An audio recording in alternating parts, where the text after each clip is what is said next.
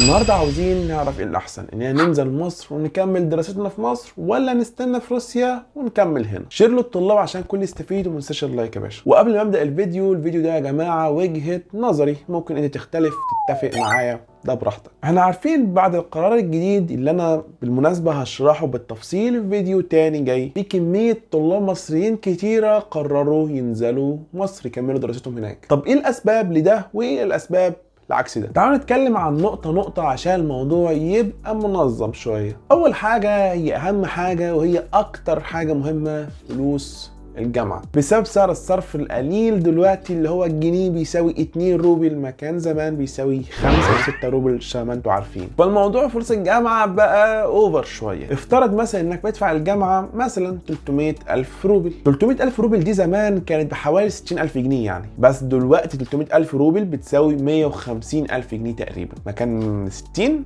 بقى ب 150. فسعر الصرف في الموضوع ده بالذات عشان الفلوس كتير عمل مأزق كبير جدا للطلاب واولياء الامور. مع العلم ان كل سنه الموضوع بيغلى علشان مصاريف الجامعه، كل سنه بيغلوا مصاريف. يعني انا مثلا بدفع 277، العقد الجديد بيدفع 300 مش عارف 50، فالموضوع بيغلى سنه سنه. والاسعار برضو بتختلف باختلاف الجامعات، بس برضو متفقين ان سعر الصرف قل فالفلوس كترت جدا. واحنا عارفين ان مصر الجامعات الخاصة والاهلية في مصر قول 100,000 جنيه، اقل شوية اعلى شوية، يعني في المتوسط ده. يعني كده مصر ارخص من روسيا حاليا، وحرفيا دي ميزة كبيرة جدا تروح لمصر. كده مصر ليها نقطة. تاني حاجة وهي اهم تاني حاجة، فلوس المعيشة، سكن، اكل، مواصلات، نت، كل حاجه. من غير كلام كتير في الحته دي، انت عارف مين اللي هيكسب. في روسيا احنا بنصرف حوالي في الشهر ممكن 7,000 جنيه، قلل شويه كتر شويه حسب الشخص، بس في المتوسط 7,000 جنيه شهريا. وانت عارف كويس ال 7,000 جنيه دي لو انت رحت تصرفها في مصر في شهر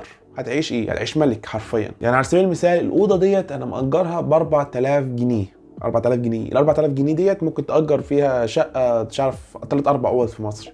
فمفيش مقارنه في الحته دي. في مصر رخيصه في حوار الاكل والكلام ده والمعيشه والحوار ده كله، بس هو غير النت في روسيا ارخص من مصر، بس الاكل في مصر والمعيشه في مصر ارخص من روسيا. بس ثواني، في حاجه ممكن تغير كلامي اللي انا قلته ده كله. لو انت طالب في روسيا وعارف تشتغل بجانب الدراسه، فانت عارف توفر فلوس معيشتك وفلوس اكلك بجانب كده، ممكن شويه من فلوس جامعتك. فدي معادله جامده جدا وصعب اظن يعني انك ممكن تحققها في مصر. ده الكلام على الشخص اللي عارف يشتغل بجانب دراسته وعارف يوفر مصاريف عيشته زائد شويه من مصاريف جامعته، شويه مش كلها، ممكن شويه. وطبعا لو انت طالب اهلك بيبعتوا لك فلوس مثلا كل شهر 7,000 جنيه 8,000 جنيه، فانت عارف لو رحت مصر اهلك، لو انت بعيد عن اهلك مثلا، هيبعتوا لك كام؟ 2000 3000 جنيه، فاهم؟ فمقارنه كبيره جدا. فلو انت واحد بتشتغل في روسيا، روسيا ممكن تكون حاجه حلوه بالنسبه لك عشان بتعرف اصلا توفر فلوس، مش بتعتمد على اهلك قوي.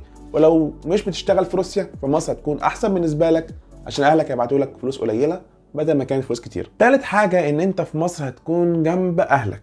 طبعا لو عايز تشوف اهلك في اي وقت، حتى لو انت بعيد عنهم شويه ساعات بسيطه بالميكروباص وهتشوف اهلك، مش حوار. غير ما انت في روسيا تركب طياره وبعثات ومش عارف ايه وحاجات كبيره جدا. خلاص الفيديو ده يا جماعه ده قرارك. انا قلت لك مميزات هنا ومميزات هنا وعيوب هنا وعيوب هنا، وده في الاخر قرارك انت، وكل واحد مسؤول عن قراره. ده الفكرة، ويا ربنا يوفق الجميع ان شاء الله. ما تنسوش اللايك والشير عشان القناة خلاص قربت على 100,000 وبس.